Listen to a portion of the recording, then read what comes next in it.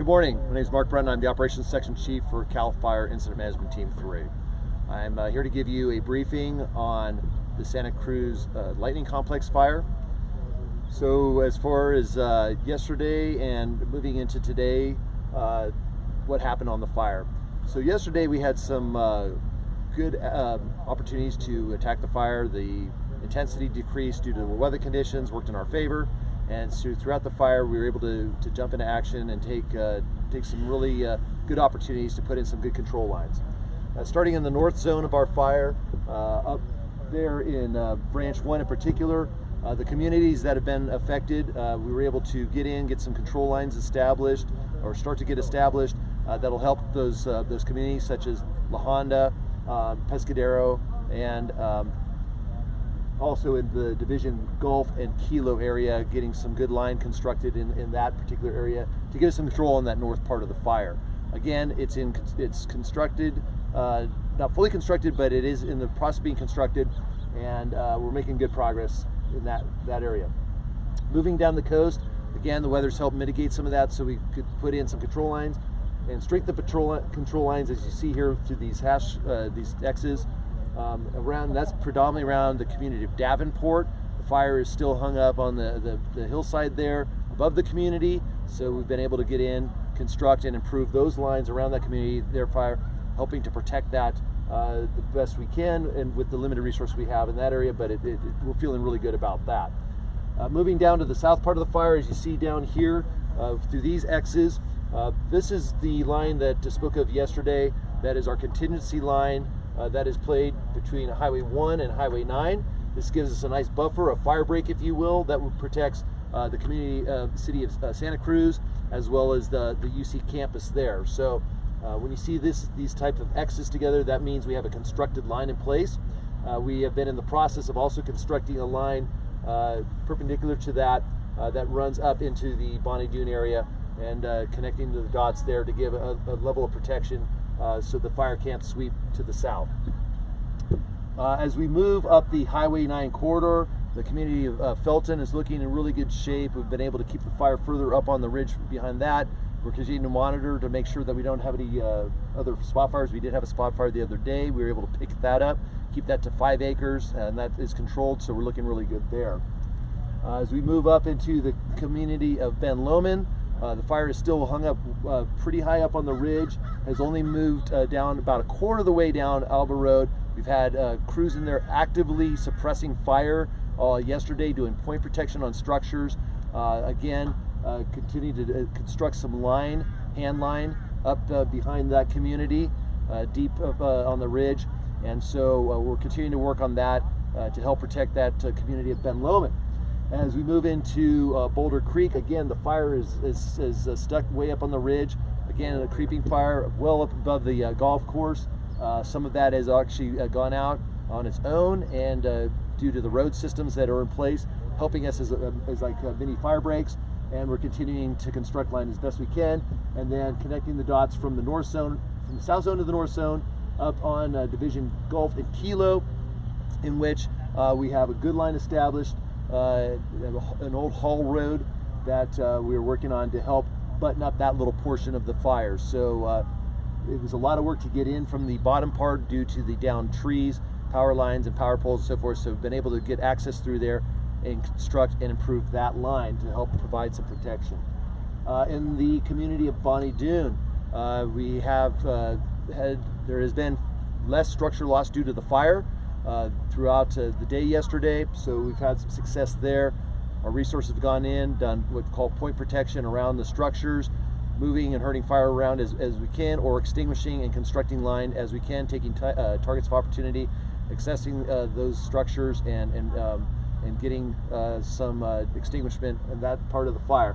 Again, due to the terrain, due to the heavy fuel loading, and due to the multiple structures that are sprinkled throughout, it makes it a very difficult job with our limited resources, because you have to go individually, set of structures by set of structures, or individual structures by individual structures to do that, versus a clear line like you would with a subdivision where you can make the most progress possible. So it's a painstaking work, but we're out there doing that with what we've got. There has been some questions about what some of the symbology means on the map, so I'll take the opportunity to explain some of that.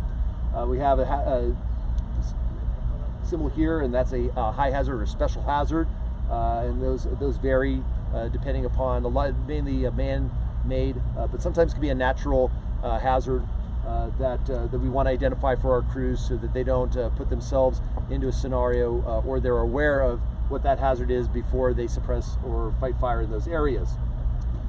You see these bracketed breaks. These are the breaks between what we call the branches. These more curvatured symbology is between the divisions, so it just lets us know when you're moving from one to the other for our resources. You'll see these circles with an X in them, and traditionally those are the origin of the fire.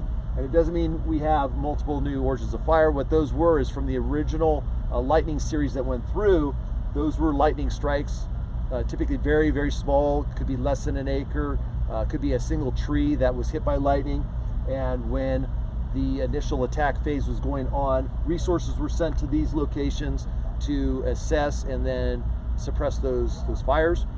They've done so we need to mark those, and we note those on the map so that we continue to monitor throughout. So even though we're dealing with this main fire, we still send out resources to monitor those, because we don't want to lose the ground we've gained by having this reignite or pop up again. So they're in a patrol status, what we call, and we're always checking on those, making sure they are they're good until they're fully controlled, suppressed, and completely out. So that's why we have those denoted as they are. The symbol here with the square box half shaded is our instant command post. So that's the location that I'm speaking from now, in which our command and control functions set place, and the logistical support for all of our firefighters are at this point in time. And they're, just as a matter of note, went out social media yesterday that the firefighters were in need of food and supplies and all that, and we asked that and it was great. We appreciate the gracious donations, but the problem is that it overtaxed our resources with trying to receive that. And I can assure you, our firefighters are well fed. They're well supplied. We have everything that they need here at the incident base. And now that we're into more of our traditional shift patterns and so forth, they're well taken care of. So I can assure you, and we do appreciate the giving, but we ask that if you have any donations or feel that you wish to donate, to contact the other governmental agencies that provide those kind of support for the community. What we are facing coming forward is a weather event that is very significant, much like the event that went through that caused these fires with the lightning series. We are going to be experiencing that coming from a tropical depression, or actually it was more of a hurricane that has broken up well offshore in the southern, outside of Mexico, and that is traveling up the coast now. We have our incident meteorologist that has been tracking that, and we are going to be seeing that hitting in landfall later this afternoon. We are currently in a red flag warning, which is issued by the National Weather Service, and it puts our personnel on high alert due to the potential of weather that can cause further fires or increase the intensity of our current fire. So because of that, we are preparing plans, and we have prepared plans to accommodate for that. We are looking at that to start to hit this evening, and this will continue through this evening, through Monday, and into Tuesday. So what that does, and that weather pattern does, it has the potential for what's called dry lightning, which is what caused these fires. So future starts from the lightning. Also, with that comes erratic winds, and not only intensity as far as the velocity of the winds, but the fact that they will change direction continuously due to the outflows of the winds caused by the thunderstorms. So it's a hazard for our personnel. We're well trained in it, we've well briefed it, and we're going to be prepared so that when that event occurs, our folks are safe, and that we're prepared to take care of any future starts that may occur from this lightning series. And it's beyond just the fire that we're facing here, but this event is going to be widespread through most of Northern California. So that is our concern throughout, with the fires that we have going throughout the northern part of the state. With the limited resources divvied out to these fires is a concern that the outbreak of new fires coming. So we are preparing for that, not only our incident, but the other incidents that are in play. We're taking our resources and we'll deploy them to take those new starts, keep them small, extinguish them so that we don't have a bigger issue than we have now. Thank you.